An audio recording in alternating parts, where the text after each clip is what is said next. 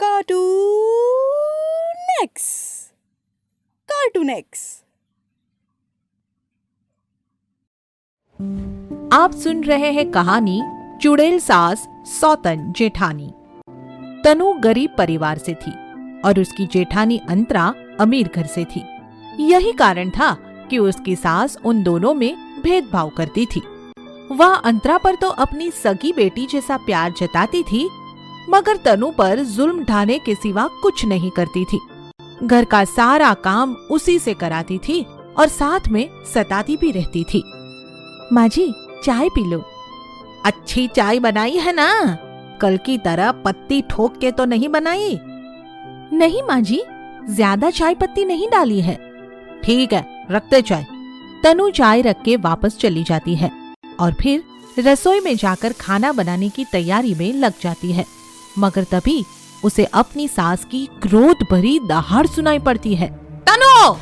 तो वह कांपते हुए दौड़कर वापस सास के पास जाती है। ये चाय है या शरबत? ले, इसे तू ही पी। गरीब कहीं की, क्या तेरे माँ बाप ने तुझे चाय तक बनाना नहीं सिखाया? मुझे माफ कर दो दीदी, मैं और चाय बना देती हूँ। बस कर अब चाय, जा और जाकर अपना काम कर। सास और जेठानी से खामखा की डांट खाकर तनु को बहुत दुख होता है और वह अपने कमरे में जाकर रोने लगती है। अभी वो रो ही रही थी कि तभी वहाँ तनु का पति दीपक आ जाता है। अरे क्या हुआ तन्नू, तुम रो क्यों रही हो? आपकी माँ और भाभी दोनों हर वक्त मेरे पीछे पड़ी रहती है। घर का सारा काम मैं अकेली करती हूँ, फिर भी गालियाँ ही खाती रहती हूँ। अब मुझसे और नहीं सहा जाता, इसलिए आप मुझे मेरे मायके छोड़ आइए। ये सब तो छोटी मोटी बातें हैं, तुम इन पर ध्यान मत दिया करो। तुम खुद ही सोचो, माँ और भाभी को मैं कह भी क्या सकता हूँ? मैं तो तुम्हारे साथ हूँ ना, बस यही काफी है। इस तरह जब भी तनु दीपक से अपनी सास और जेठानी के बारे में कोई शिकायत करती तो वह बात को इसी तरह से टाल देता और उल्टे उसको ही समझाता। इसीलिए अब तनु उससे इस बारे में कुछ भी कहना ही छोड़ देती है और अपनी सास और जेठानी के जुल्म चुपचाप सहने को मजबूर हो जाती है। मगर फिर एक दिन घर में ऐसा सीन देखती है कि उसके होश ही उड़ जाते हैं और उस पर मुसीबतों का पहाड़ ही टूट पड़ता है। वह अपनी जेठानी को दीपक की बाहों में देखती है और उनके बीच के इस नाजायज रिश्ते पर स्तब्ध रह जाती है। शर्म करो दीपक, बड़ी भाभी माँ के समान होती है। चुप कर, भाषण मत दे। मैं अंतरा से प्यार करता हूँ।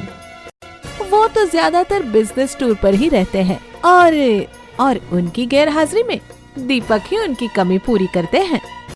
बहुत अच्छी कमी पूरी करते हैं। थू है ऐसे रिश्ते पर। तुम दोनों कहीं डूब मरो तो अच्छा हो। इस घटना के बाद तो तनु का दिल ही टूट जाता है और उसका अपने पति पर से भी भरोसा उठ जाता है। दूसरी तरफ उसकी सास और उसकी जेठानी दोनों हाथ धोकर उसके पीछे पड़ जाते हैं और उसे घर से निकालने का प्लान बनाने पर उतर आते हैं। सासू माँ, ये देखो, जहर की शीशी रसोई घर से मिली है। माँ, शर्म भी आती है पर कहना पड़ रहा है। यह जहर तनु ने छिपा कर रखा था। शायद हम सबके खाने में मिलाना चाहती हो। क्या ये धोखेबाज बहू हम सबको मारना चाहती है? सासू माँ, आप बोली है और आपकी छोटी बहू बदचलन और आवारा टाइप की है, कुछ भी कर सकती है।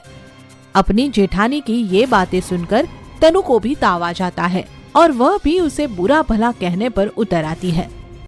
बदचलन और आवारा मैं? बल्कि तुम हो अंतरा। जरा अपने आप से पूछ कर तो देखो। देखा सासू माँ, कितनी जबान निकाल आई है। तनु के बोलने और अंतरा के भड़काने से सास आग के गोले में बदल जाती है और तनु के लिए सचमुच चुड़ैल बनकर उसकी पिटाई करने पर उतर आती है। तू हमें जहर देगी, हमें मारेगी, हम तुझे क्यों ना मार दे? हम बेकसूर हैं, हमें मत मारिए सासू माँ, हम बेकसूर हैं। चुप कर डायन, आज से तेरा खाना पीना सब बंद, समझी? अब तनु की चुड़ैल जैसी सास और सौतन बन बैठी जेठानी दोनों उसे सताने के साथ साथ भूखा रखना भी शुरू कर देते हैं। पति को भी उस पर तरस नहीं आता और वह भी जेठानी के मोह में पड़कर उसकी उपेक्षा करता रहता है। इस तरह कुछ दिन तक तो तनु उनके अत्याचारों को सहती रहती है, मगर फिर जिंदगी से हार मानकर आत्महत्या का फैसला कर लेती है।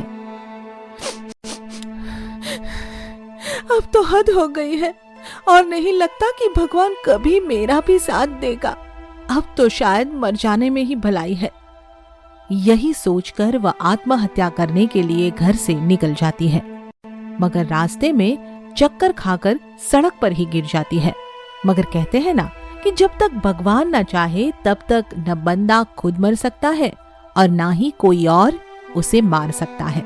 तनु के साथ भी यही हुआ, क्योंकि जब वह चक्कर खाकर सड़क पर गिरती है तो वहां उसके जेठ प्रदीप की कार गुजर रही होती है। वह उसे देख लेता है और अस्पताल ले जाता है। भैया आप? तुम्हारी यह हालत कैसे हुई और तुम अकेले जा कहाँ रही थी?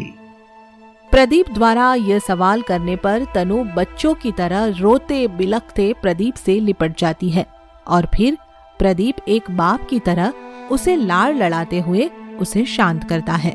तनु प्रदीप को सारी सच्चाई बता देती है और फिर वह तनु को लेकर घर आता है। क्या तुम्हें बिल्कुल भी शर्म नहीं रही अंतरा? बदचलन तो तुम खुद हो और बदचलनी के नाम पर अत्याचार इस मासूम तन्नू पर कर रही हो। तुम यह क्या कह रहे हो प्रदीप? मैं जो भी कह रहा हूँ सच कह रहा हूँ। तुम सास के नाम पर चुड़ैल और अंतरा जेठानी के नाम पर इसकी सौतन। यकीन न हो तो इससे ही पूछ लो। सच्चाई को सामने आता देखकर अंतरा घबरा जाती है और फिर सारा इल्जाम दीपक पर ही मढ़ देती है। बदचलन मैं नहीं हूँ सासू माँ, बदचलन तो ये दीपक है जो मेरे साथ जबरदस्ती करता रहा। मैं तो इसकी पुलिस में रपट लिखवाऊंगी, कहूंगी मेरे देवर ने मेरी इज्जत लूट ली है। अंतरा का यह नीच और घिनौना रूप देखकर दीपक को बहुत दुख होता है और उसकी समझ में आ जाता है कि उसने तनु जैसी सच्ची और चरित्रवान पत्नी के साथ धोखा करके बहुत बड़ा पाप किया है। इसलिए वह तनु से माफी मांगता है। मुझे माफ कर दो तन्नू, मेरा पाप माफी के काबिल तो नहीं, मगर फिर भी मुझे माफ कर दोगी तो मैं जीवन में भूलकर भी कभी ऐसी गलती नहीं करूंगा। प्रदीप के समझाने पर तनु दीपक को माफ कर देती है और फिर दीपक उसे लेकर अलग घर में रहने लगता है। आगे की मजेदार स्टोरी के लिए चैनल को सब्सक्राइब करें और बेल आइकन प्रेस करना ना भूलें।